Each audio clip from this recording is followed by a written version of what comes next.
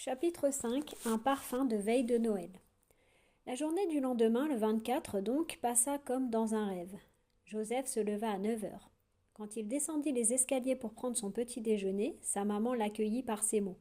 « Jojo, changement total de programme. Figure-toi que monsieur Takaoslen s'est cassé une jambe et 3 côtes hier soir.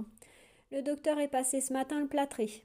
Pour une fois que monsieur Jack reste ici à cette date, voilà ce qui lui arrive.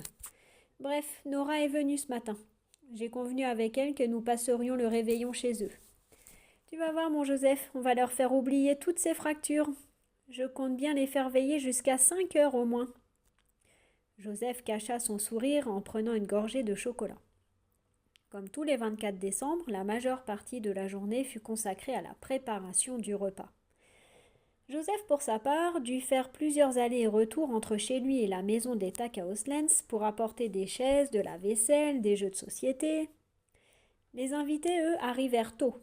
À 14 heures, tante Betty et oncle George étaient déjà là. Betty trouva sa place dans la cuisine de Nora. Elle portait la lourde responsabilité de la préparation ainsi que de la cuisson de la dinde. Nora devait veiller sur Sam, leur fils de 11 mois.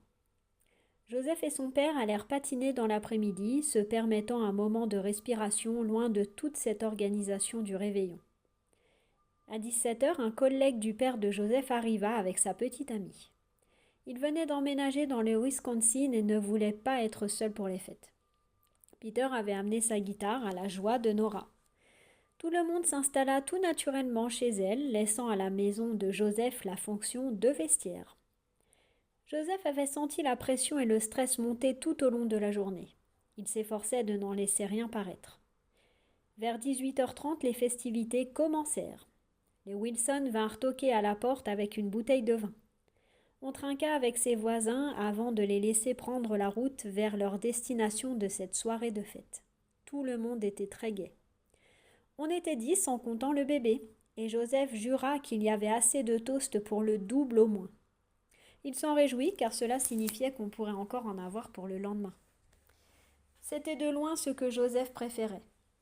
Trop excité pour profiter vraiment du repas le 24, c'était plutôt le 25 que Joseph se détendait.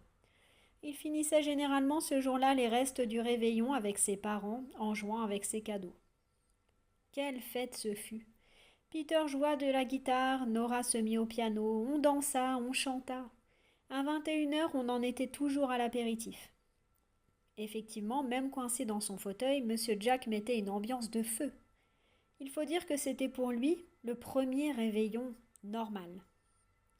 La grande table de la salle à manger des Takaoslens était richement décorée d'un chemin de table fait par la maman de Joseph le matin même. Bougies, branches de sapin ou rubans, elle s'était surpassée et tout le monde la félicita en se mettant à table à 21h45. Joseph vit passer les plats sans y prêter grande attention. Il mangea, but, fit quelques blagues et chanta. Mais c'était le travail d'un acteur, car au fond de lui, Joseph était dans un état de concentration extrême. Du haut de ses 12 ans, le poids de sa responsabilité lui apparaissait clairement.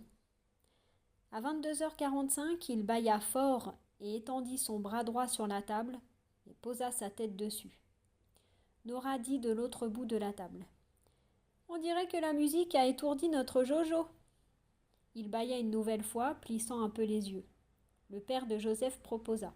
« Veux-tu aller te coucher ? Nous n'aurions pas dû aller patiner tout à l'heure, ça t'a épuisé. » Joseph hocha doucement la tête. Betty sauta sur l'occasion. « Je vais accompagner Joseph et coucher Sam. Il me pèse lourd sur les bras. »